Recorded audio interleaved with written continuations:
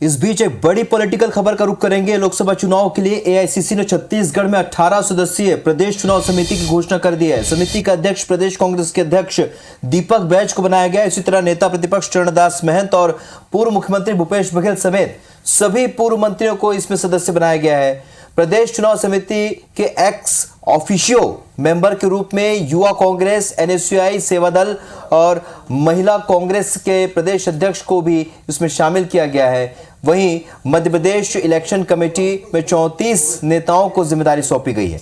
PCC chief Jitu Patwari को committee का chairman बनाया गया है। कमलनाथ, दिग्विजय सिंह, उमंग सिंघार, सुरेश पचौरी, कांतिलाल भूरिया, अरुण यादव, अजय सिंह और विवेक तनखा समेत कई नेताओं को लोकसभा चुनाव की जिम्मेदारी दी गई है।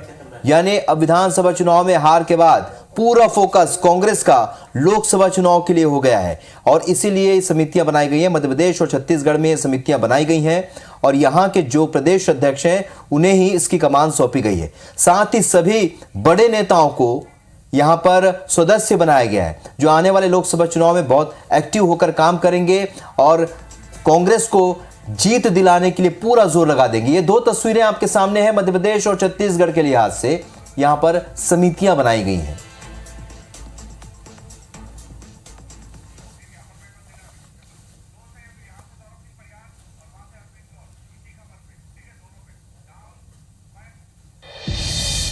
चलिए, तो मध्य प्रदेश और छत्तीसगढ़ में समितियां बनाई गई। हमारे दो सहयोगी इस वक्त हमारे साथ जुड़ रहे हैं। सौरभ सिंह परिहार रायपुर से और हरप्रीत इस वक्त भोपाल से हमारे साथ जुड़ रही हैं। दोनों से बारी बारी से हम चर्चा करेंगे। सबसे पहले सौरभ, आपसे जानना चाहेंगे छत्तीसगढ़ के लिहाज से, क्योंकि मध्य प्रदेश के बाद छत्तीसगढ़ में भी ये इलेक्शन कमेटी बनाई गई है। दोनों जगहों पर हार मिली है कांग्रेस को। ऐसे में किस तरीके से तैयारियों में आगे बढ़े लोकसभा चुनाव को लेकर यहाँ पर कांग्रेस?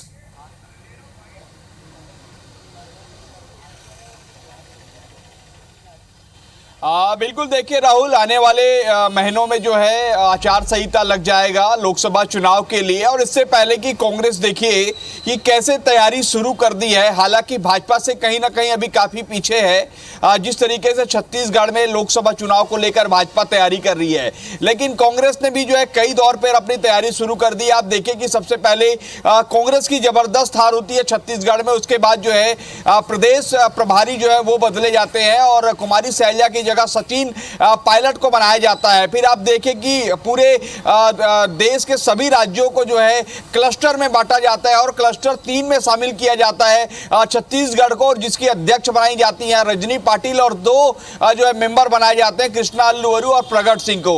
उसके बाद आप देखिए कि जो है कल प्रदेश चुनाव समिति जो है स्क्रीनिंग कमेटी जो है पूरे जो राज्य के आधार पर बनाया गया है ताकि यहीं से ही जो है सभी चुनाव की जो गतिविधियां हैं वो पूरी तरीके से संचालित हो, क्योंकि इसके कांग्रेस को लगता है कि हालांकि कांग्रेस विधानसभा चुनाव में हार हुई है लेकिन अभी भी कई लोकसभा में कांग्रेस को बढ़ाता है। जैसे कांग्रेस के नेता कहते हैं कि जांजगीर में जहां पर लोकसभा ज्यादा से ज्यादा पूरी सीटें जो है कांग्रेस जीत दर्ज की है, इसी तरीके से महासमुंद है और अन्य जगहों पर जो है कांग्रेस के ज्यादा विधायक जो है जीत कर आए हैं उस लोकसभा से, या कहीं ना कहीं भाजपा को जो अपेक्षा थी उसके अपेक्षा भाजपा कम जीत पाई है। तो ऐसे में कांग्रेस का कहीं जो है लग रहा है कि अभी वर्तमान में 2 सीटें हैं, कोरबा और बस्तर, और इससे पहले भी हमने देखा कि कोई खासा बढ़त जो है कांग्रेस को नहीं मिलता। इससे पहले भी 1 और 2 पर ही जो है कांग्रेस को लोकसभा में सीट मिल पाई है अब तक जो छत्तीसगढ़ गठन के बाद जो है। तो ऐसे में अब कांग्रेस की रणनीति यही है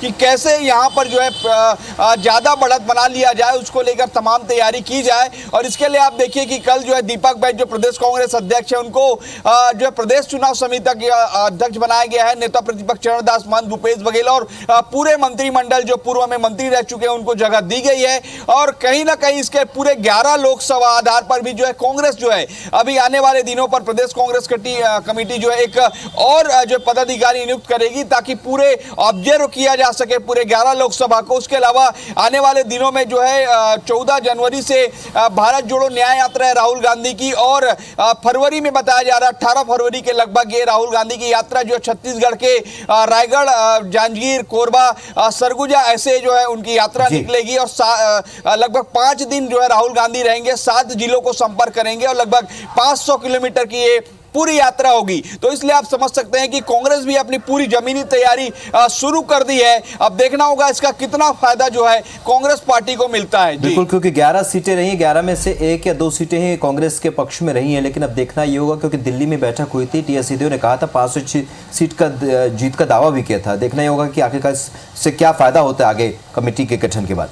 चलिए अब मध्य प्रदेश का रुख करते हैं। हमारी सहयोगी हरप्रीत लगातार हमारे साथ बनी। हरप्रीत, सबसे पहले तो वो नाम ही आपसे जानना चाहते हैं जिनका नाम समिति में शामिल है, साथ ही किस आधार पर उनका चयन किया गया, क्या पूरा समीकरण बनाया गया मध्य प्रदेश में, विस्तार से बताइए इस पर।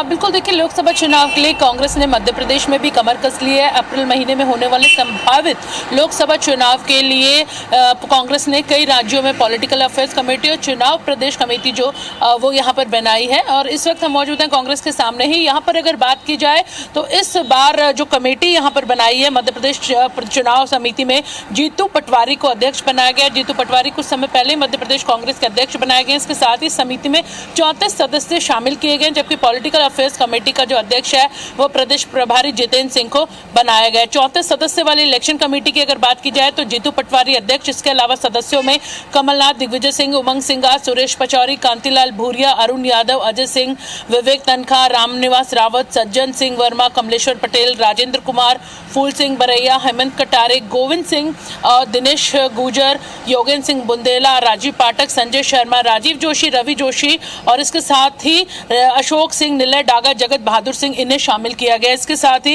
एनएसयूआई के प्रदेश अध्यक्ष, राज्य सेवा दल के प्रमुख, महिला कांग्रेस के अध्यक्ष को भी इस कमेटी में शामिल किया गया है।